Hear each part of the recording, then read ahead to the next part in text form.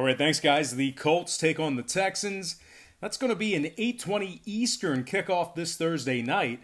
Now, the Texans are minus 3.5. Totals 45 and a hook. We saw a two-point fade of Houston in the early wagering. We also saw movement downward on the total. The Texans open 5.5, down to minus 3.5. Total open 46.5, down to 45 and a hook. 58% of the consensus are leaning toward Houston, 59% shaded toward the over. And right now, the Colts are plus 165 on the money line. Now, Indy ranks in the bottom 5 in passing, bottom 10 in offensive yards per play.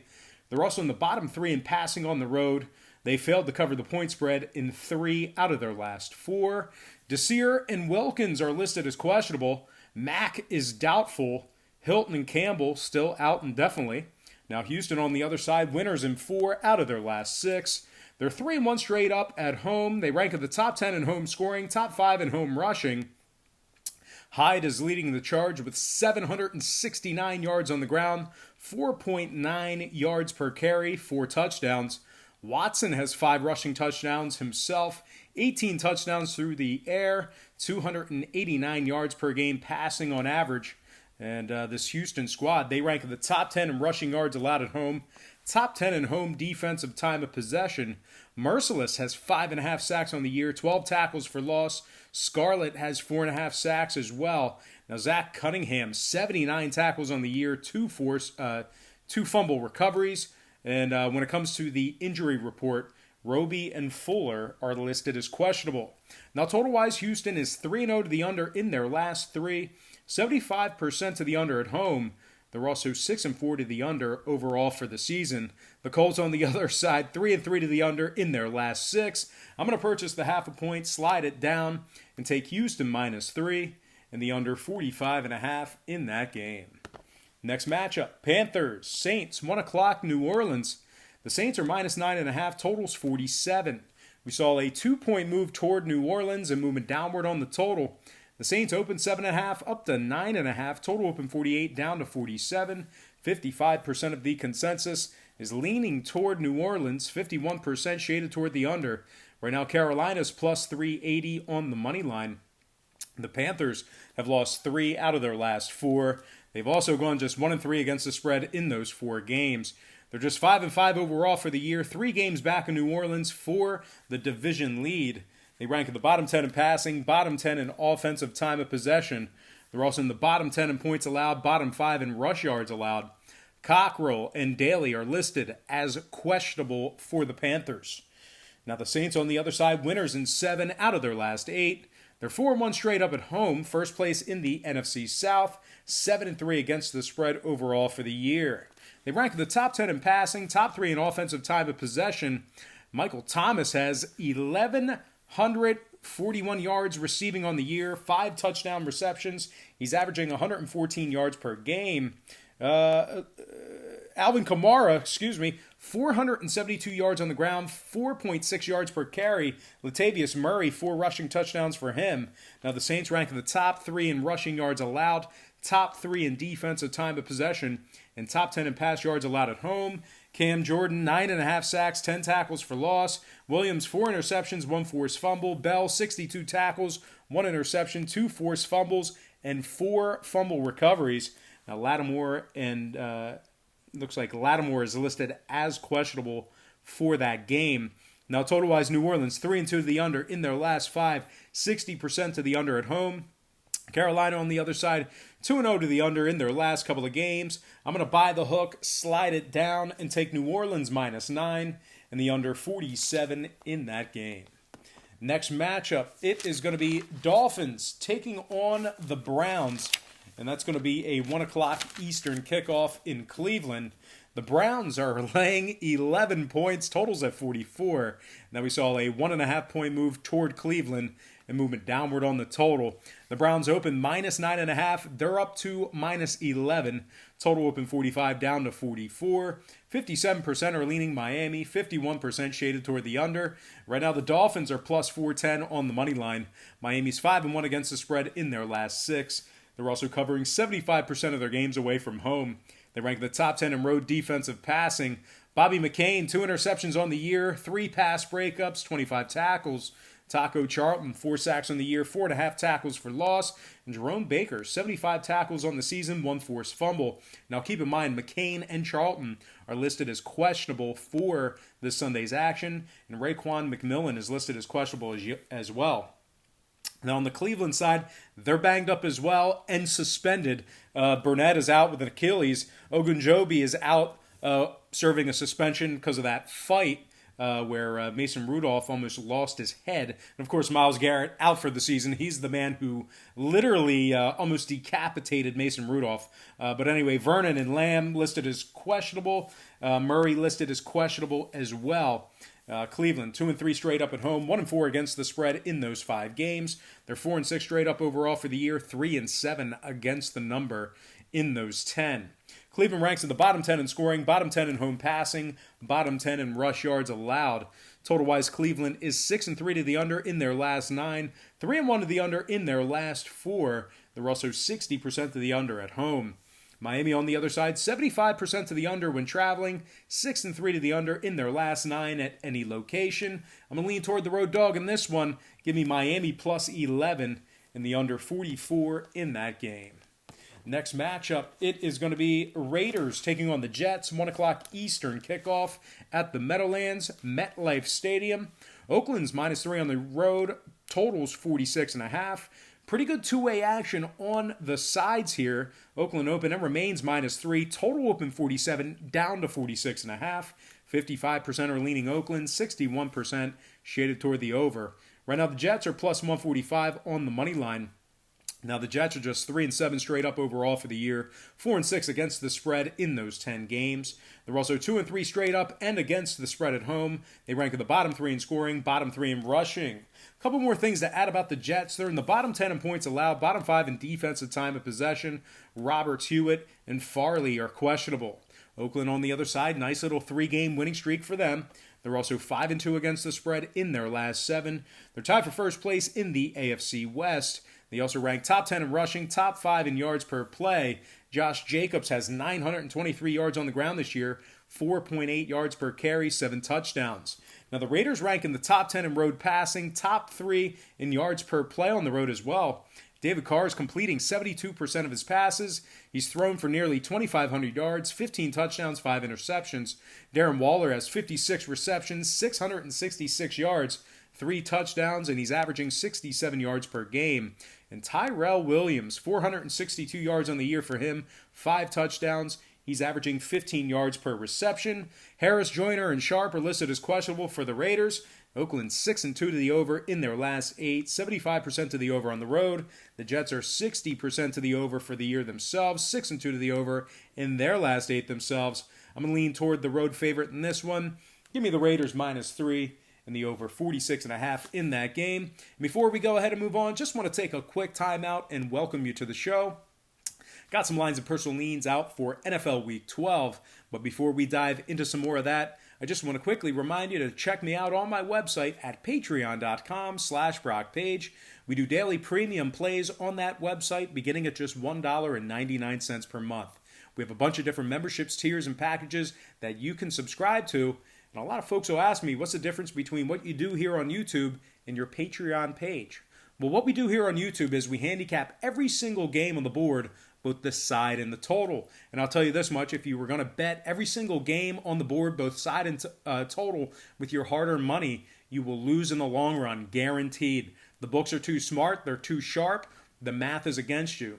What we do on Patreon, we really narrow it down and dial it in on 3 to 4 premium selections per day. They're high percentage selections, games that I personally have action on. And I'll tell you this much, my current record on Patreon is a lot better than it is on YouTube. And you can check that out right now. All you got to do is click the link in the description section below. That's patreon.com/BrockPage. My current record is right on the homepage. All right, guys, let's go ahead and dive back into some more lines and personal leans for NFL Week 12. All starts Eastern Standard Time. And on deck, we've got the Lions taking on the Redskins, and that's going to be a 1 o'clock Eastern kickoff in that matchup there. The Lions are -3.5, totals 42. We saw a half a point move toward Detroit. No surprise there. We saw movement upward on the total as well.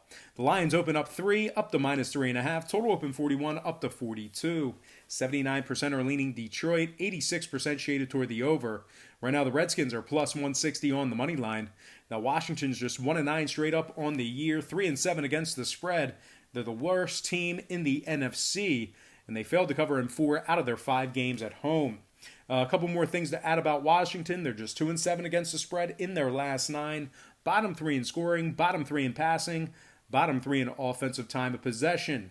Davis, Thompson, Everett, and Settle questionable for this Sunday's action. Meanwhile, Detroit on the other side, top 5 in passing, top 10 in yards per play, top 3 in passing on the road. Stafford has been upgraded to questionable. Looks like he might end up playing this Sunday. He is completing 64% of his passes this year, nearly 2,500 yards on the year as well. He's averaging 321 yards passing a game, 19 touchdowns, 5 interceptions, 73.1 QBR. Kenny Golladay, one of his favorite targets, 731 yards through the air for Golladay, 8 touchdowns, 19 yards per catch. Meanwhile, Marvin Jones Jr. has 8 touchdowns himself. He's got 655 total yards, 66 yards per game he's averaging. When it comes to this total, Detroit is 7-3 to the over on the year, 60% to the over when traveling. Washington is 60% to the over at home. I'm going to purchase the half a point, slide it down, and take the Lions minus 3 and the over 42 in that game. Next matchup, it is going to be Seahawks taking on the Philadelphia Eagles, and that's going to be a 1 o'clock Eastern kickoff at Lincoln Financial Field in South Philly. The Eagles are minus 2.5 at home, total's 48. We did see a half a point fade of Philly and movement downward on the total. The Eagles open 3, down to minus 2.5, total open 49, down to 48. 67% are leaning Seattle, 70% shaded toward the under. Right now, the Seahawks are plus 105 on the money line. Seattle's 8-2 straight up on the year, 4-1 against the spread away from home. They rank the top 5 in road scoring, top 10 in passing. Russell Wilson is completing 69% of his passes. He's thrown for over 2,700 yards, 299 yards per game he's averaging. He's also thrown for 23 touchdowns, 2 interceptions, 77.9 QBR. Wilson has also ran it in for 3 touchdowns, 5.1 yards per carry he's averaging. Chris Carson has also got 853 yards on the ground, 4 rushing touchdowns, 85 yards per game. Tyler Lockett, he's listed as questionable, but if he does play, he's responsible for 793 yards on the year, 6 touchdowns, 79 yards per game. And DJ Metcalf, 17 yards per reception, 5 touchdowns for him receiving. Seattle ranks in the top 5 in rushing on the road, top 3 in time of possession on the road. They've won 6 out of their last 7 straight. Once again, Lockett is listed as questionable. Haynes is questionable as well. Now, Philly on the other side, just 2-3 straight up in their last 5. They're covered just 40% of their games in those 5 as well. Alshon Jeffrey, Nigel Bradham, and Jordan Howard are listed as questionable. Philly's also just 2-3 against the spread at the link. They rank in the bottom 10 in yards per play at home, bottom 10 in passing. When it comes to the total, Philly 60% to the under at Lincoln Financial Field, 3-1 to the under in their last 4 at any location. 2 out of Seattle's last 4 stayed under the total themselves. I'm going to buy the hook, slide it up, and take Seattle plus 3 and the under 48 in that game. Next matchup, Broncos taking on the Bills, and that is going to be a 1 o'clock Eastern kickoff in Buffalo. The Bills are minus 5, total's 37. We saw a half a point fade of Buffalo and movement upward on the total. The Bills open 5.5, down to minus 5, total open 35, up to 37. 58% are leaning Buffalo, 82% shaded toward the over. Right now, Denver's plus 185 on the money line. Denver's 3-0 against the spread in their last 3. They also successfully covered the number in 5 out of their last 6. They're covering 60% of their games away from home this year. They also rank in the top 3 in rush yards allowed on the road. Von Miller has 5 sacks, 7 tackles for loss. Todd Davis has 66 tackles on the year, 4 tackles for loss himself. Derek Wolfe has 5 sacks. Shelby Harris, 4 sacks. Simmons, 55 tackles, 2 interceptions. Now, the Broncos also rank top 10 in rushing on the road, top 10 in offensive time of possession away from home as well. Philip Lindsay is averaging 4.9 yards per carry. He's got 5 touchdowns on the ground, 651 yards rushing. And Freeman has 405 yards on the year, 4.0 yards per carry, 2 touchdowns for him as well. Now, Jawan James is listed as questionable. Jeff Hireman is questionable as well for the Broncos. Meanwhile, Buffalo on the other side, losers in 2 out of their last 4. They also failed to cover in 3 out of their last 5. They're covering just 40% of their games at home. They rank at the bottom 10 in passing, bottom 10 in home scoring, bottom 10 in yards per play at home. One more thing to add about the Bills, they rank at the bottom 5 in passing at home as well. They're 70% to the under overall for the year, 60% to the under at home. Meanwhile, Denver, 6-4 to the under for the year, 60% to the under when traveling. I'm going to lean toward Denver plus 5 and the under 37 in that game. Next matchup, it is going to be the Steelers taking on the Bengals. And that's a 1 o'clock Eastern kickoff in Cincinnati. Pittsburgh's -7, totals 39.5. Not a whole lot of movement on this spread. Pretty good two-way action there. We did see a half a point move downward on the total. Once again, the Steelers are -7, total open 40, down to 39.5. 58% are leaning Pittsburgh, 55% shaded toward the under. Right now, Cincinnati's plus 260 on the money line. Since he's also still winless, 0-10 straight up on the year, 1-3 against the spread in their last 4. They failed to cover in 6 out of their last 8 games. Since he ranks the bottom 3 in scoring, bottom 3 in offensive time of possession, they're also in the bottom 3 in points allowed at home, bottom 3 in home rushing yards allowed. A.J. Green is listed as questionable. Redmond and Tate and Sample are questionable as well. One more thing to add about Cincy, they failed to cover every game at home this year, 0-4 against the spread on their home turf. Now, Pittsburgh on the other side, 6-2 against the spread in their last 8. They rank in the top 10 in pass yards allowed. Devin Bush has 2 interceptions, 74 tackles, 6 tackles for loss. Terrell Edmonds, 65 tackles for him, 2 tackles for loss, 1 pass breakup. TJ Watt, 10.5 sacks for him, 14.5 tackles for loss. He's got 4 forced fumbles and 3 fumble recoveries. And of course, Bud Dupree, 6 sacks on the year, 11.5 tackles for loss, 2 forced fumbles for Bud Dupree. Now, Chickle O'Connor, Smith-Schuster, all listed as questionable. Pouncey is out. He is suspended, so he will not be seeing action as he's serving a suspension from kicking Myles Garrett after he nearly decapitated his quarterback. Now, total-wise, Cincinnati 3-3 to the over in their last 6. I'm going to lean Steelers -7 in the over 39.5 in that game.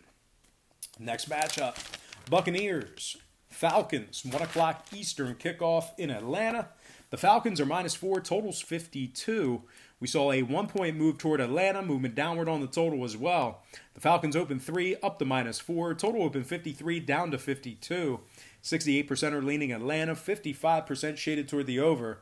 Right now the Bucs are plus 185 on the money line. Tampa Bay ranks in the top 10 in scoring, top 5 in passing. Jameis Winston has thrown for over 3,000 yards on the year. He's averaging 324 yards a game, 19 touchdown passes. Mike Evans is also nearly at 1,000 yards already. He's got 7 touchdown receptions on the year, 99 yards a game he's averaging. And Chris Godwin, 887 yards receiving, 7 touchdowns, 14 yards per reception he's averaging. Tampa Bay ranks in the top 10 in offensive time of possession. They're also in the top 3 in rush yards allowed, top 3 in road scoring. Levante David, 76 tackles, 7 tackles for loss. Actually, that's 7.5 tackles for loss. He's got 1 interception and 1 forced fumble. Shaq Barrett, 11.5 sacks for Shaq, 14 tackles for loss, 1 interception, 4 forced fumbles. Atlanta on the other side, just 3-7 straight up on the year, 1-3 straight up at home, 3-5 against the spread in their last 8. They're ranking the bottom 3 in rushing, bottom 5 in points allowed. The Falcons ranking the bottom 10 in yards per play allowed, bottom 5 in home scoring, bottom 3 in home rushing. Ishmael and McKinley are listed as questionable. Total-wise, Atlanta 70% to the under overall for the year, 4-0 to the under at home. I'm going to lean toward the Buccaneers +4 and the under 52 in that game. Next matchup, Giants taking on the Bears. That's going to be a 1 o'clock Eastern kickoff in Chicago. The Bears are -6 at home, totals 40.5. We saw a 1-point fade of Chicago and movement downward on the total. The Bears open 7, down to -6. Total open 41, down to 40.5. 70% are leaning Giants, 89% shaded toward the under. Right now, the G-men are plus 240 on the money line. The Giants are just 2-8 straight up overall for the year, 3-7 against the spread in those 10 games. They're on a nice 6-game losing streak right now, and they went 1-5 against the spread in those 6 games. They rank in the bottom 10 in scoring, bottom 10 in rushing, bottom 3 in points allowed. They're also bottom 10 in yards allowed per play. Remmers, Halapio, Ingram, all listed as questionable for the G-men. Now, Chicago on the other side, this defense has really kind of saved the season. They rank the top 5 in points allowed, top 3 in points allowed at home. Nick Williams has 6 sacks. Khalil Mack has 5.5 sacks, 9 tackles for loss, 4 forced fumbles, 1 fumble recovery. Roquan Smith, 79 tackles, 1 interception for him. Kyle Fuller, 3 interceptions, 8 pass breakups. Now, Danny Trevathan and Isaiah Irving are listed as questionable for this Sunday's action. Chicago is top 10 in pass yards allowed at home, top 3 in rush yards allowed at home, and top 5 in yards allowed per play at home. Now, total-wise, the Giants are 80% to the over in their last 5. 5-0 to the over on the road. Chicago might win on a rout. Who knows? Trubisky or not. I'm going to lean Chicago -6 in the over 40.5 for a very unpopular decision, I think, there. All right, next matchup. We're going to get into our afternoon slate. We're talking about Jacksonville taking on the Titans. 4:05 Eastern kickoff in Tennessee. The Titans are -3, totals 41.5. We saw a half a point move toward the Titans and movement upward on the total. The Titans open 2.5 up to -3. Total open 41 up to 41 and a hook. 67% are leaning Tennessee, 55% shaded toward the under. Right now the Jags are plus 150 on the money line. Jacksonville has lost their last 2 straight. They're also 2-4 against the spread in their last 6. They rank in the bottom 10 in scoring, bottom 3 in rush yards allowed. They're 2-3 straight up away from home, bottom 10 in yards per play allowed, 4-6 overall for the year, last place in the AFC South. Tennessee on the other side, winners in 3 out of their last 4. They're also 3-1 against the spread in those 4 games. They rank in the top 10 in points allowed, top 10 in home offensive rushing.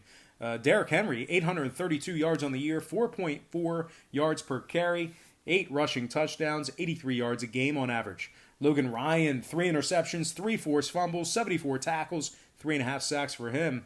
And Rashaan Evans, 82 tackles on the year, 7.5 tackles for loss. Byard has 3 interceptions as well. Walker, Casey, Davis, and Brown are questionable for the Titans. Tennessee's 4-0 to the over in their last 4, 60% to the over at home. Jacksonville 5-2 to the over in their last 7, 4-1 to the over away from home. I'm going to lean toward the home favorite in this one. Give me the Titans -3 and the over 41.5 in that game. Next matchup, Cowboys, Patriots, 425 New England. The Patriots are -6, totals 46. We saw a 1-point fade of New England and movement downward on the total. The Pats open 7, down to -6. Total open 47, down to 46. 52% are leaning New England, 58% shaded toward the over. Right now, Dallas is plus 220 on the money line. Dallas is also just 3-4 against the spread in their last 7. They rank 20th in offensive time of possession, 20th in defensive time of possession on the road. They failed to cover against the likes of the Jets and the Vikings this year. Their defense is giving up 24 points per game in their last 3. Heath, Lawrence, and Williams all listed as questionable for this Sunday's action. The Pats on the other side, 9-1 straight up on the year, 7-3 against the spread. They're still undefeated in Foxborough, 3-1 against the spread at Gillette Stadium. New England ranks in the top 3 in points allowed, top 3 in passing yards allowed, top 3 in yards allowed per play. Jamie Collins, 6 sacks, 3 interceptions, 2 forced fumbles. Van Noy and Butler, 5.5 sacks apiece for them. Devin McCourty, 5 interceptions for him. Now the Pats rank in the top 3 in home scoring as well, top 3 in home passing. Brady's completing 64% of his passes. He's thrown for over 2,700 yards this year. He's averaging 275 yards a game, 14 touchdown passes. Julian Edelman has 716 yards receiving, 4 touchdowns, 72 yards a game. Total-wise, New England's 3-1 to the under in their last 4, 5-2 to the under in their last 7. I'm going to lean Patriots -6 and the under 46 in that game. Next matchup, Packers taking on the 49ers. 8:20 Eastern kickoff in San Francisco. The Niners are -3, totals 46. We saw a half a point fade of San Fran and movement upward on the total. The Niners open 3.5, down to -3, total open 44, up to 46. 58% are leaning Packers, 89% shaded toward the over, where now Green Bay is plus 140 on the money line. They're also 8-2 overall for the year, 7-3 against the spread in those 10 games. They've won 3 out of their 4 games on the road, and they're 3-1 against the spread in those 4 games. The Pack ranks in the top 10 in scoring, top 10 in yards per play. Aaron Rodgers is completing 65% of his passes. He's thrown for over 2,700 yards on the year, 282 yards per game. He's averaging 17 touchdowns, just 2 interceptions. Aaron Jones has 11 rushing touchdowns this year, 3 touchdowns receiving as well. Devontae Adams, 537 yards receiving. Green Bay ranks 6th in defensive time of possession as well. They're in the top 10 in points allowed on the road. Preston Smith has 10 sacks. Zadarius Smith, 8.5 sacks. Kevin King, 3 interceptions, 11 pass breakups, 47 tackles, and 1 forced fumble.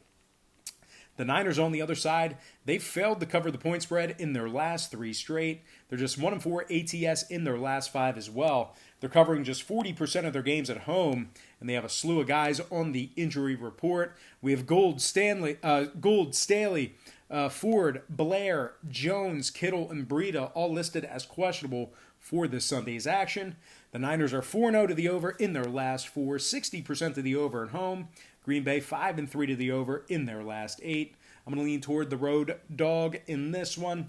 Give me the Packers +3 and the over 46 in that game. And we're going to slide into our next and final matchup for the show. It is going to be Ravens taking on the Rams, 8:15 Eastern kickoff in Los Angeles. The Ravens are -3, totals 46.5. 65% are leaning Baltimore, 91% shaded toward the over. Right now the Rams are plus 155 on the money line. The Rams are also just 3-4 straight up in their last 7. They lost to Pittsburgh and Tampa Bay in that stretch of games. They rank in the bottom 5 in offensive time of possession, bottom 10 in pass yards allowed at home, and bottom 3 in defensive time of possession at home. Woods, Cooks, Havenstein, and Williams all listed as questionable for Monday's action. Meanwhile, Baltimore, the hottest team in the NFL, 6-game winning streak for them, 5-1 against the spread in that 6-game winning streak. They're 8-2 overall for the year, first in the AFC North. Right? They rank in the top 3 in scoring on average per game. Lamar Jackson is completing 66% of his passes. He's thrown for over 2,200 yards on the year, 19 touchdowns, 5 interceptions. He has a 78.8 QBR. He's also rushed for 788 yards on the ground, 6 touchdowns rushing. That's 25 total touchdowns for Jackson. And he's averaging 79 yards on the ground per game. Ingram's also averaging 4.9 yards per carry, 8 touchdowns on the ground for him. And Mark Andrews, the big tight end, 598 yards receiving, 6 touchdowns. Baltimore ranks at the top 10 in points allowed, top 3 in defensive time of possession, and top 10 in rush yards allowed as well. We have Humphrey, Thomas, Bynes, Peters, 2 interceptions apiece from those 4 players, and Judon, 6 sacks for him. Now, total-wise, Baltimore's 80% to the over on the road. I'm going to lean toward the road favorite in this one. Give me the Ravens. Give me the Baltimore Ravens -3 and the over 46.5 in that game. All right, guys, let's go ahead and slide into our quick pick recap brought to you by patreon.com/Brock Page. I like Baltimore -3 over 46.5. Green Bay +3 over 46. New England -6 under 46. Tennessee -3 over 41.5. Tampa Bay +4 under 52. Seattle +3 under 48. Pittsburgh -7 over 39.5. Oakland -3 over 46.5. Chicago -6 over 40.5. Miami +11 under 44. Detroit -3 over 42. Denver +5 under 37. New Orleans -9 under 47. And last but certainly not least, I like Houston -3 and the under 45.5 in that game. All right, guys, that's going to do it for me. Once again, don't forget to check me out on my website at patreon.com/Brock Page, where we are 8-4 in our last 12 board member package plays. We also went 2-1 in our NFL premium selections yesterday on that website. We're hitting at 65% for the entire college football season on that website as well. Now, a lot of folks will ask me, what's the difference between what you do here on YouTube and your Patreon page? That's a great question. So what we do here on YouTube is we handicap every single game on the board, both the side and the total. Now, if you were to bet every single game with your hard-earned money on the side total on every single game on the board, you will be guaranteed to lose your money in the long run. The math is against you. The bookies are too good. The lines are too sharp.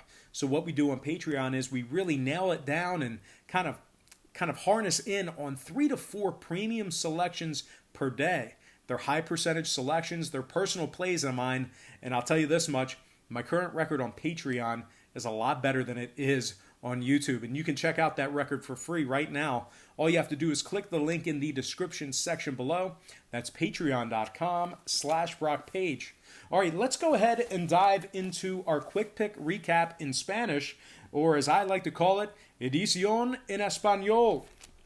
Yo tengo Ravens, -3, y las altas, Green Bay con puntos y las altas, New England, -6, y los bajos, Tennessee, -3, y las altas, Tampa Bay con puntos y los bajos, Seattle con puntos y los bajos, Pittsburgh, -7 y las altas, Oakland, -3 y las altas, Chicago, -6 y las altas, Miami con puntos y los bajos, Detroit, -3 y las altas, Denver con puntos y los bajos, New Orleans, -9 y los bajos, y finale, Houston, -3 y los bajos. All right, guys, that's going to do it for me. Once again, don't forget to check me out on Patreon. But most importantly, guys, I got to thank you for joining me and tuning in to this episode of our show. I really hope you enjoyed all this great free content, all this great free information. Happy Monday to you. Best of luck to you. And I look forward to seeing you on patreon.com/BrockPage.